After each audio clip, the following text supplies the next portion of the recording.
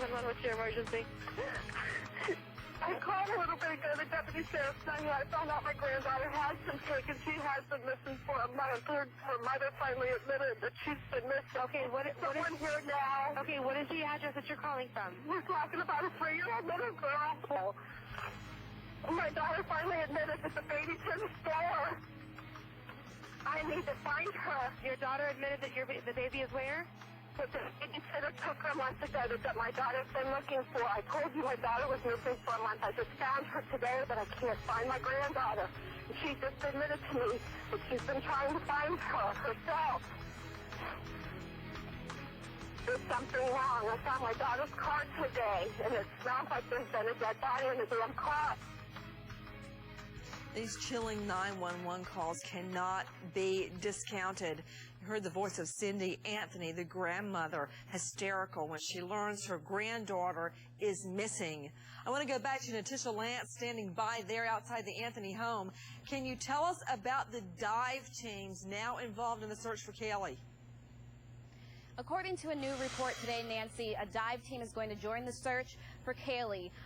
They're going to search lakes and ponds in the vicinity of the Anthony home. According to a local resident that I spoke to earlier today, there are about at least three ponds in the area that they'll be searching, one that is just a few doors down from the Anthony's home. Now, this investigation is not one that is based off of a tip that police have received. However, the one from yesterday where police searched a wooded area and went in with cadaver dogs, that one was based on a tip. However, they did not hit on anything. Natisha, is it true that the Anthony family has actually gotten threats? That is true, Nancy. I actually spoke to Deputy Padilla today, and he told me there was a rumor of an extortion letter.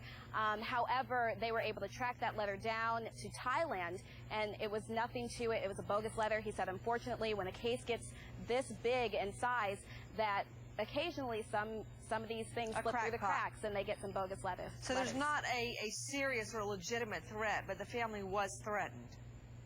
Well, the family is saying that they've received threats over the phone, as well as email, as well as through letters. Back to Ron Schindel, former NYPD deputy inspector. Why do the investigators keep going back? Just a couple hours ago, they left the Anthony home with bags of evidence. Well, Nancy, as they collect evidence, and that's what that kit is, that tackle kit, it's an evidence collection kit.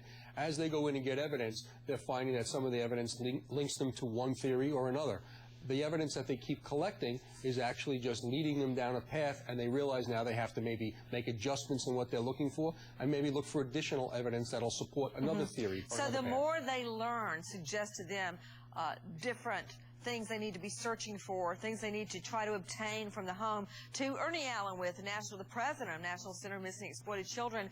Ernie, it's very important in my mind that the investigators don't lock into one theory unless they've got a mountain of evidence. Why? No, absolutely, Nancy. They need to work these cases in parallel tracks. They need to rule things out. We understand how damaging the apparent evidence is, but it's important that they continue to search for a live child, because you look for a body differently than you search for a live child.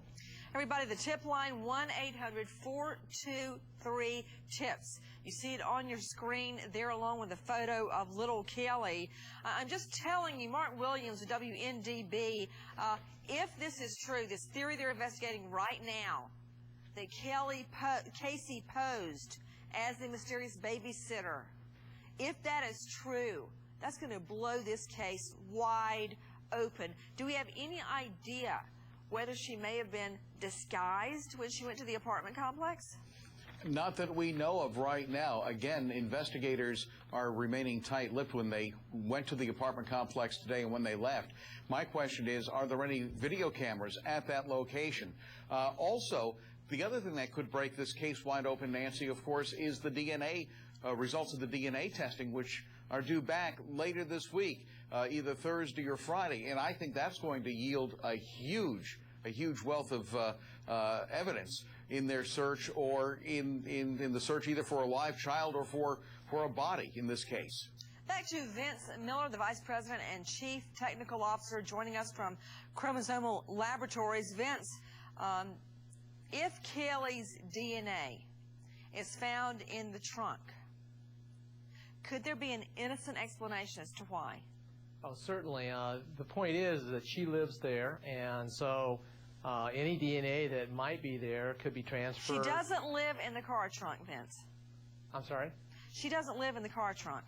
No, she doesn't live in the car trunk, but the evidence, she may have cut herself, and DNA or the stain happened to be transferred to the trunk. If it's a hair, we all shed about 50 to 100 hairs a day, so that could be transferred in. Okay. So there's lots of ways you could transfer it Understood.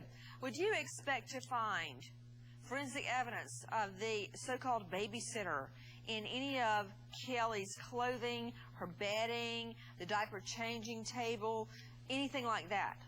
Well, certainly if the babysitter was commonly used and used more than once, or was in the residence, and it doesn't sound like it was from kind of what I've heard. You know what? You're right, because not anybody has ever seen, in all the year and a half she's babysat for Kelly, nobody's ever seen her. Katie in Alabama. Hi, Katie. Yeah, hi, Nancy. I was wondering, most of the time when you go apartment hunting, they make a copy for your driver's license before they take you out to view the apartment. I was wondering if they did that in this case. Nikki Pierce, do we know? We actually don't know at this time. They're continuing to investigate that, but your caller's correct. Normally they do take a copy of your driver's license. However, as Mark Williams said earlier, perhaps in that area of town it's not common practice.